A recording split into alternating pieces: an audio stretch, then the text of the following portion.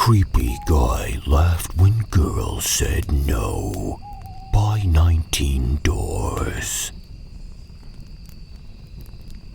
By the time I met Tyler, I had already heard about him from several friends, male and female, at the small liberal arts college I attended. He was strange, they said. Very friendly, but very physical. He would grab girls and pull them into his lap, and when they tried to get away, he would laugh and hold them tighter until one of our male friends forced him to stop. I made a mental note to avoid him. I was sitting in the school's cafeteria with one of my male friends who knew when he approached and tried to grab me for the first time. I don't remember what the conversation was or how long he had been sitting there near him, but when he reached for me, I instinctively pulled away. He grabbed me anyway and pulled me towards him, and when I told him to stop touching me, he began laughing. No, he didn't assault me, but his hands were on my arm. When he laughed, his eyes were cold and humorless, and his grip on my arm tightened. I wrenched myself away and ran out of the cafe. When a concerned male friend caught up to me, I said, "There's something wrong with him. He's going to hurt someone." My friend promptly walked me to the Kmart, where I bought some pepper spray.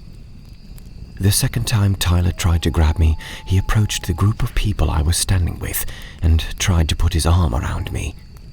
I turned around and said, "Don't touch me. Don't touch any of my friends. We don't like it.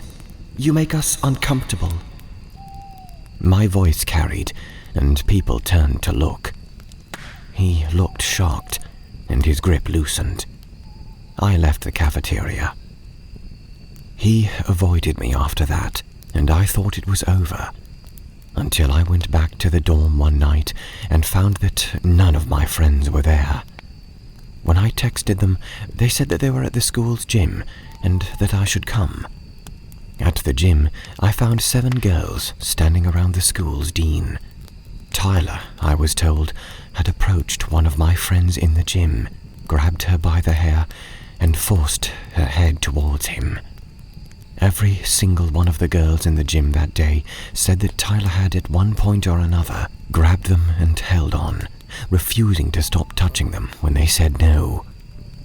None of them had reported it because he actually had assaulted them. He was just aggressive, but until that night, he had not crossed the line.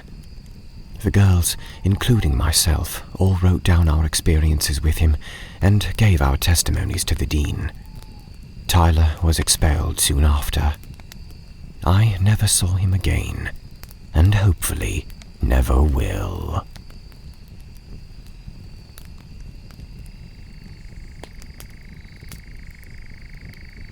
Got harassed and followed home by a creepy stalker. By Kittens Are Cool. So, this happened to me about a year ago. I was living in a large city in the UK, around a mile from the center. Although the area I lived in was nice, the city itself had a lot of crime. A teenage girl actually got stabbed to death on her way to school on a bus near my flat not long ago. I had just finished my university class and was waiting at the bus stop, and I was helping a woman locate her bus on the timetable. And as I'm helping her, my bus pulls up and drives away. Great. A man must have seen the whole thing happen because he came over to me and said something along the lines of, "Tough luck, that's annoying." And I replied, "Yeah, typical." Or something like that. Normal small talk, trying to be polite to him. Shortly after, the next bus came along. I got on, and so did the man I was just talking to, which I found weird, as he could have gotten on the earlier bus I mentioned. Whatever, I really didn't think much of it. I put my earbuds in and continued on the 20-minute journey home. I got off of the bus at my usual stop and was walking along when suddenly I felt someone grab my shoulder. I flinched and instinctively pushed the hand away and looked behind me and saw it was the man from before. I took the headphones out and he said, "Hey, beautiful girl, you got a man?" My defenses immediately went up, as I'm sure any girl living in the city will understand. I started walking, and he followed me. I said, yeah, sorry." I was pretty bewildered at this point. I have experienced creepers before, but not someone physically grabbing me. "Nah, you're just saying that. I can tell you're lying. Come on, beautiful. Can I have your number?" I said, "No, I have a boyfriend." I actually wasn't lying. I did have a boyfriend. But he continued asking over and over again, getting angrier and angrier each time he asked. "No, sorry." At this point, I started walking really fast, almost jogging. He was still following me. It was about a 5-minute walk to my flat, and he followed me the whole way back. I honestly thought at this point I was going to get attacked, or worse, stabbed, or I don't know what. I had never been in this situation before, probably due to the fact that I'm 5'11". Even though I weigh only 130 pounds, I've always been told I look intimidating due to my height. So I got back to my flat, and he followed me all the way to the doors. Luckily, I got in and shut the door before he followed, and went up to my flat. About 30 minutes later, I went to my balcony and looked down, and he was still there. I contemplated calling the police, but instead called the concierge, and they went down and I could hear them threatening to call the police if this guy didn't leave. Thankfully, he did. I spent the rest of my months living there worried he was going to show up, but luckily he didn't. My stomach turned recently when I heard on the news that not 5 minutes from where I used to live, and this all took place, a girl was walking home late one night, and she got assaulted. She flagged down a car for help, and then got assaulted again by a different guy. I can't imagine the horror this poor girl went through. To any girls reading this, honestly, look into getting self-defense classes or something, especially if you live in the city. I would really love to have karate chopped that guy in the dick. But seriously, I was lucky, though I know it could have ended a lot worse. I have no idea what this guy's intentions were, if he just wanted my number, or had something more sinister in mind. Be wary with who you speak. I find with men harassing women in the street, if you completely ignore them, more often than not, they will stop. But if they don't, or if they are getting physical, a loud noise will startle them, so you can run away. Also, don't feel like you have to answer a man who is talking to you.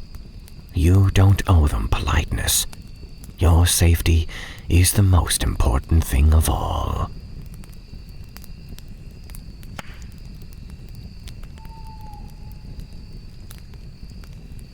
Creepy Uncle Scott by Forever 97. Hi guys. The last time I wrote here, I posted about my ex's Uncle Scott and his insane family. Well, I moved back to the city where it all happened. My clients live in this town. It's closer to the family, and the rent for this place is so much better. Today was the first day I had where I wasn't working or finishing my move. I decided to go to the mall with my friend Ryan, and while we were there, we saw Uncle Scott. I wasn't too worried until I saw that he was staring at me. Ryan pointed out that he was on the phone as he stared at me, so I joked that he was calling for backup. As we walked out of the first store, we noticed he was gone, but I was still feeling sketchy. We started walking, and then we heard him. He was yelling, loudly at me, while in a well-populated area. I walked faster, while Ryan stayed the same pace, making sure Scott didn't get too close. Scott called out, "I called Sean and his son. I don't care if the cops get here." I ran after that. I didn't think much about what I was doing. I just ran. I hid inside the hair salon there until Ryan caught up to me and let me know that he saw Scott leave. We continued shopping. We went into one of the goth stores. I wanted to buy something that had to do with Rick and Morty, Mom's Christmas present. I was asking the cashier what the best exit was, in the case Scott came back and was waiting. As I was in the middle of explaining to the cashier why, Sean walked in.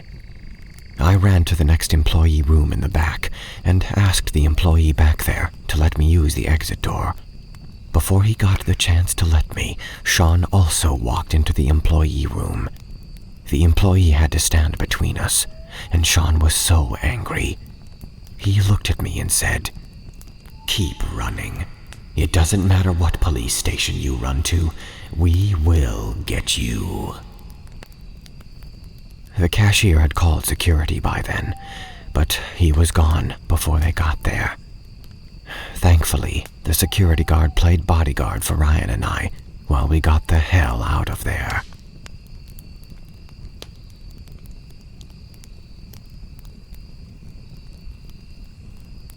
By the way, you were looking really beautiful. By Hope07. This happened around October of 2016. I was 19 at the time this incident occurred, and was also at my first year of college. I am living in a state away from my parents. I came here especially for my education. I'm telling you all this to make you understand how alone, cornered, and threatened I felt after all this. I used to stay in a woman's-only hostel. I had a roommate who was also a college student. We both were roughly the same age. She was just a year older than me. Our hostel was a big building with 3 floors. Each floor had 2 separate apartments. All the apartments had 2 rooms, a kitchen, a big hall, a common bathroom, and a balcony. All the balconies had a sliding glass door with curtains covering them. Towards the right of our building was an empty field, and towards the left was a complex with 5 floors. So all the right side balconies faced towards the field, and the left side balconies faced the complex, as in the side view of the complex consisting of several windows. Most of the time, people living in the complex kept their hostel-facing windows shut. This complex didn't have an elevator, so the stairway was everyone's common friend. On every floor, there was a big glass window that you would face to while going down or up, that was facing towards our balconies. I am very bad at explaining structures of buildings. My apologies. To make it simple, if I look from our balcony, I can see a straight line of big glass windows, and also the whole stairway inside. So, on to my story. Our common bathroom is perpendicular to our rooms. So, if I want to use my bathroom, I have to cross the hallway horizontally, not vertically, and straight up is my bathroom. It's set like this: room, hallway, bathroom. If I kept our sliding balcony door open, anyone from the complex's big glass windows can get a good look into our hall, and can also see us walking around. I hope I've created a clear image. It's common for us to dry our clothes on the balcony. So, As per my usual routine, I came back from the college at 3-ish. I took a nap, got up at 7-ish, and went to take a shower. Now, mind you, it's completely normal for everyone to go onto the balcony wearing a towel and dry their clothes or whatever, because we never had any problems there, ever. I got out of the shower, wearing a towel, and went out onto the balcony to dry my clothes. I was more than confident because it was dark outside, and I was sure nothing would happen. I won't lie, even after this being a regular thing for me, before going outside, I stood by the curtains and scanned the complex thoroughly. I didn't see anyone. I got outside and started putting my clothes on the clothesline. It took me a bit of time. Not soon after I started putting my clothes on, I got this strange feeling of being watched. Being an overly paranoid person, I brushed it off as a thing of my stupid brain acting up. 5 minutes passed, and I looked up casually and was dumbstruck at what I saw. By one of those big glass windows I mentioned above, I saw a silhouette of a man.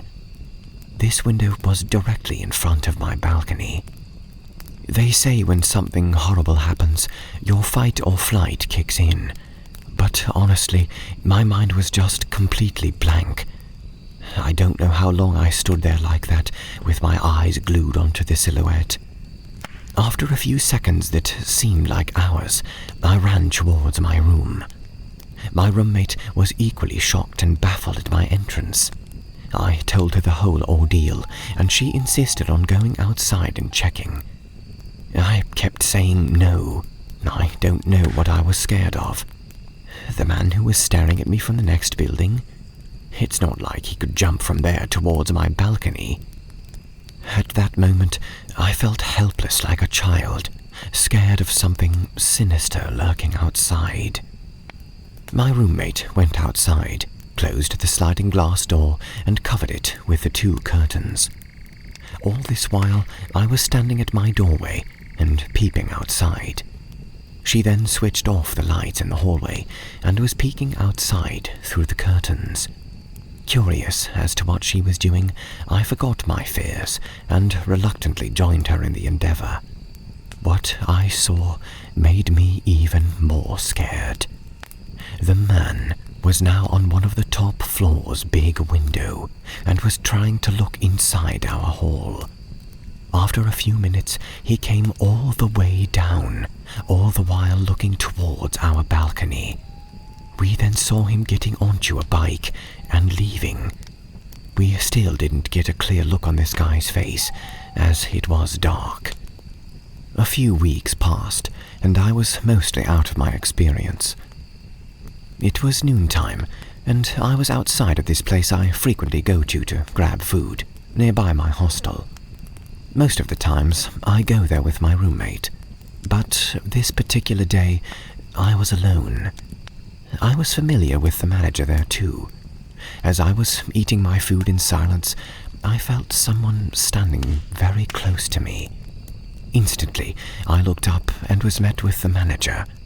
He asked me if the food was good, the usual stuff. I answered his questions and looked down. That's when he said something that made me pause, whatever I was doing. He said, "I'm really sorry for staring at you that day while you were in the towel by your balcony. I didn't mean to scare you. It was an accident. I was there for this delivery." I was stuck. I didn't know what to say or do. I was so embarrassed that I just looked down and told him, "It's okay. I didn't know it was you anyways." I thought the conversation ended with that, but no. He looked at me and said, "By the way, you looked really beautiful." Honestly, that time I felt a mixture of several emotions. My anxiety levels were off the roof, and I felt like puking on top of that. I just kept quiet for some time. my appetite had already died with this conversation. Finally, I got up my courage and looked at him and said, "That's not a good thing to say. Shame on you." And exited the restaurant. I was hyperventilating the whole way towards my hostel, and now also while writing this story down, I was feeling all kinds of ways. I never told this thing to anyone, except for my roommate, who consoled me immensely and was a major support to me through all of this. Soon after, I left the hostel due to reasons unrelated to this. My new house is roughly the same locality, but a decent distance from the shop. Now also, I swear by to never go through that shop. Something about that shop and him just irks me.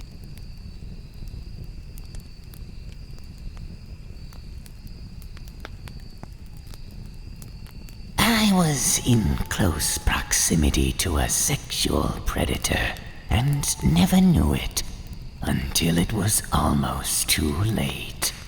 By Strawberry Field 17.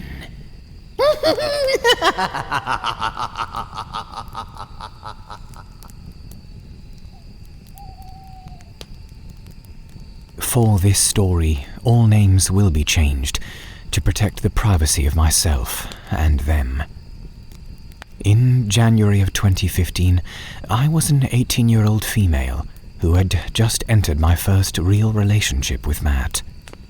At first, things were great. He was kind, loving, and funny. He showered me with affection and treated me with respect. As I was a young girl who was still reeling from a few bad encounters in the past, I was head over heels in love with him. Matt was 19 and had been living on his own for a few months when we had gotten together. Just shortly after we reached our 3rd month anniversary, he told me that he had found another young couple to move in with, who lived about a 2-minute walk away from me. Their names were Jared and Martha. Jared was very open and friendly towards us both when we first met him, but Martha seemed very offish and quiet. I brushed it off, because I just thought she was just one of those people who needed to get used to a person before she was friendlier. I was still living at home during this time, but since I was so close to the 3 of them, I spent almost every night with them, playing games and watching the telly. Everything was great, and I was so glad to have found a few friends that I trusted and were nice enough. I had started working with Martha even. I made new friends with my co-workers, and Jared became one of my most closest friends. Or so I thought. In June, Matt had started becoming really rude and defensive about certain things. He would make inappropriate comments about other girls in front of me, not respond to my calls or texts for hours when I'd been looking for him, and was generally very inconsiderate. I was starting to get pretty miffed at this point, but he beat me to the punch when it came to splitting up. We had broken up around the middle of June, and because I had no backbone, I still would hang out with him and his roommates. At this point, it had come out that Jared had been arrested for trying to lure a 13-year-old girl over Instagram, and was actually 32 years old, while Martha was only 20. I was still really angry with Matt, but the real kicker was when he had decided to go on a 3-day trip with Martha and her friend, Cara. He had told me that he wasn't going to go, and decided that just going on the trip without telling me was the best way of action. Jared had to stay in town due to his condition, and one of them was that he could not have a cell phone. I was so surprised when I received a text from an unknown number saying, the next morning. At first, I thought it was another friend of mine, and promptly asked who it was. His reply made my heart sink. It was Jared. I had honestly become afraid of him after I found out about his arrest, and had been avoiding him ever since as much as I could. But against my better judgment, I kept talking to him. Our conversation went from okay to creepy when he offered me £100 to sleep with him. I said no, and decided that saving all these messages to show Matt when he got back would be the right thing to do. I refused to answer any more of Jared's texts until Matt got back, and to my surprise, he completely laughed it off. He acted like he couldn't be bothered, and like I was overreacting. I was so stunned that I couldn't even cry.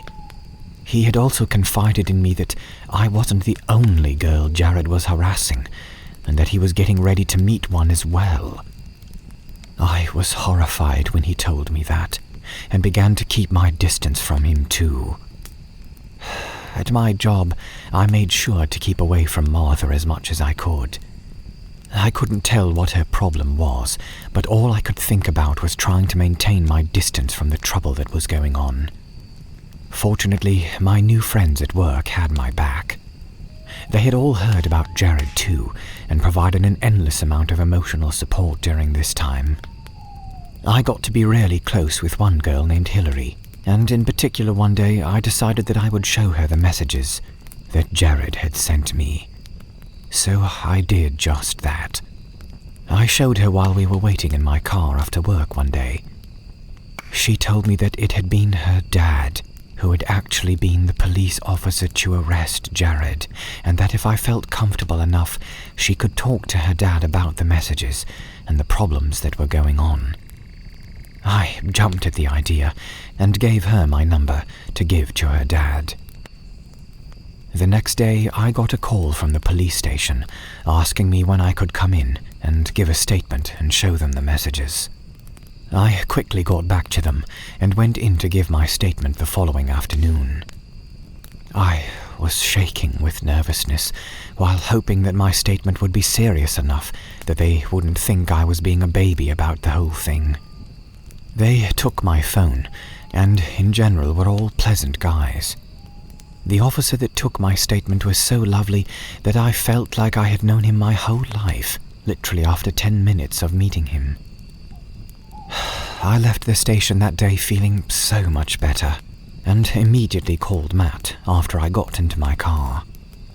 I explained to him that the officer wanted to speak to him too, as he had lived with Jared and could have important information. Matt became extremely irritated at me for getting him involved. He proceeded to swear at me until I informed him that the officer already knew where he worked and had his number and was going to call him first if he didn't comply. A few days after, Matt gave his statement, all the while complaining about the officer. But I didn't care about it anymore. I said what I needed to and was happy to get it off my chest. About a week and a half after giving my statement, I got a call late in the evening from Hillary's dad stating that they had just obtained a search warrant for Jared and Martha's house and had arrested Jared. I was ecstatic and quickly texted Matt after ending the call. He, of course, wasn't very interested, so I kept the conversation short. That was the last I ever heard of Jared. In the year after all this, Jared was sentenced to 3 years in jail and is currently serving his sentence in a prison about 12 hours from where we are. He and Martha are still together, and she goes out to see him every now and then. We still don't talk much. We still work together, but we reached a healthy ignorance towards each other, which I think is okay. Matt texted and called me for weeks before he moved away to the other side of the country, once even telling me that calling it off with me was one of his biggest regrets. I sure didn't miss him at all, and I'm thankful that I stuck to my guns and ignored him too. I still see my police friends every now and then around the station. I volunteer with helping out other victims of crime, and I enjoy it very much. To everyone who may be struggling with harassment or someone making them uncomfortable, never be afraid to speak up. Your words may not only save yourself, but could help others too. I'm glad that I spoke up. I saved a girl from possibly being sexually assaulted. As for Jared, please let's not ever meet again, or else my fellow police officers may have a thing or two to say about it.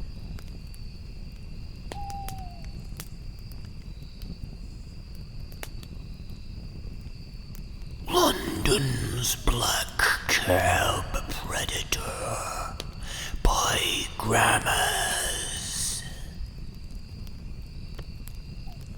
Around 11 years ago, when I was 18, I left school and moved to the big, bright lights of London town to start my gap year and discover myself.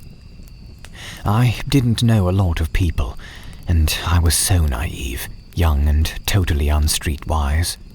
One night, I had a few drinks with one of my friends, and then I headed home, hailed a black cab, and gave the driver directions to my family friend's house I was staying in Notting Hill.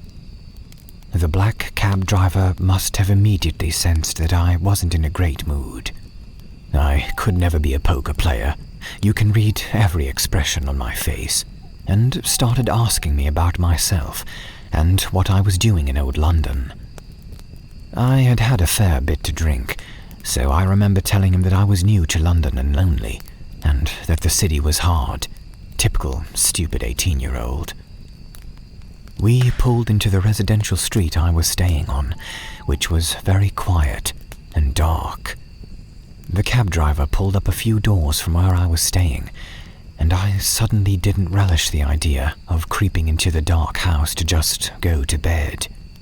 I was 18 and full of energy, so when the cab driver asked if I wanted a drink, I jumped at the chance. Then things started to get weird. For those who have never been in a London black cab, I have added a link so you can see how the interior is laid out. The cab driver turned off the engine of the car, and the street was suddenly very quiet. He opened his car door, got out, opened mine, stepped in, pulled the seat down, and sat directly opposite me. At this point, some alarm bells started ringing in my head. This was such a strange and creepy violation that I was suddenly very aware of my surroundings. Having gone from talking to the back of someone's head with a partition between, to suddenly sitting face to face with that person with about 20 centimeters between our knees, was a very odd scenario. But hey, I was 18, bored and really wanted a drink. I may add that I went on to have a pretty serious alcohol addiction over the next few years, checked into a rehab center, and now am sober. But this is a very good example of the kinds of dangerous situations I put myself in to obtain a drink. The memory from then onwards is hazy. But Steve, I now know this is a fake name, had some homemade champagne that we sat and drank for a few hours. He was nice to begin with, and even though I knew this was a weird situation, wanting a drink was a more powerful emotion than my safety. But as I got drunker, I do remember the conversation becoming more and more uncomfortable. I was very aware that I was stuck in a confined space with a strange man, and that he knew where I lived. Even my stupid 18-year-old self knew that I could be in trouble if I wasn't careful. The weirdness culminated in him saying that he was a virgin, and that he knew I was one as well, and that his first time should be with me. At some point during the conversation, I'd said I was struggling for money. So then, he offered me £200 to have sex with him.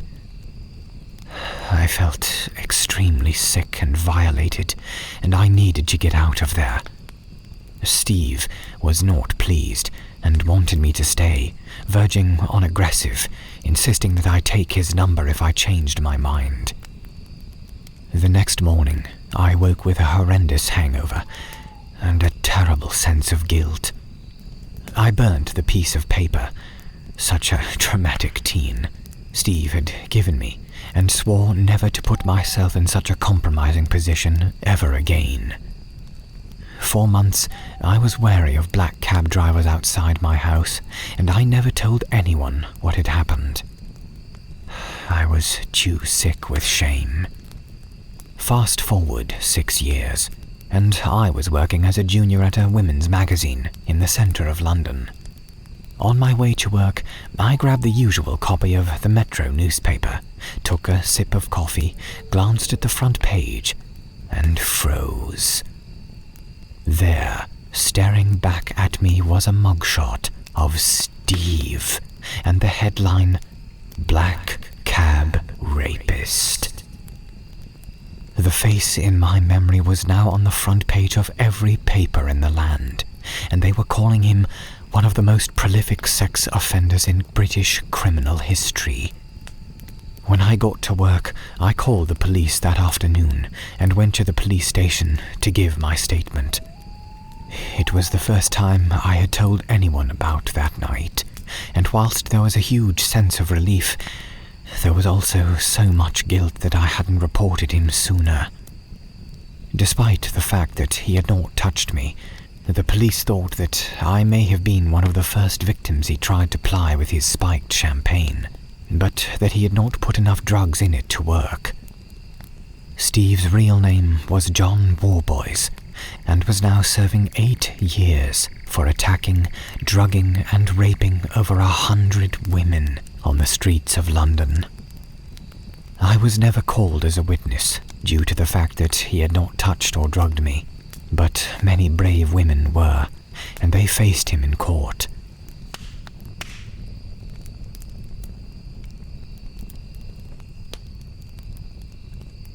I scared off a sexual predator because I'm goth. By tinyurl121. I grew up in a small, homophobic and racist town in Alberta. So when I got the chance to go to the city and study, I took it. I'm living in residency with about 20 other girls. Most of them have become cliquey, and because I identify as lesbian and my attire is goth, I was set apart instantly. But I found someone else who shares my love of cult horror movies and Hot Topic. I'll call her Nat for the story. A month ago, she and I had both just moved in, so we instantly connected, since we were both socially awkward and intimidated by all the preppy, thin blondes that seemed to dominate our residence house. But Nat and I are really different too.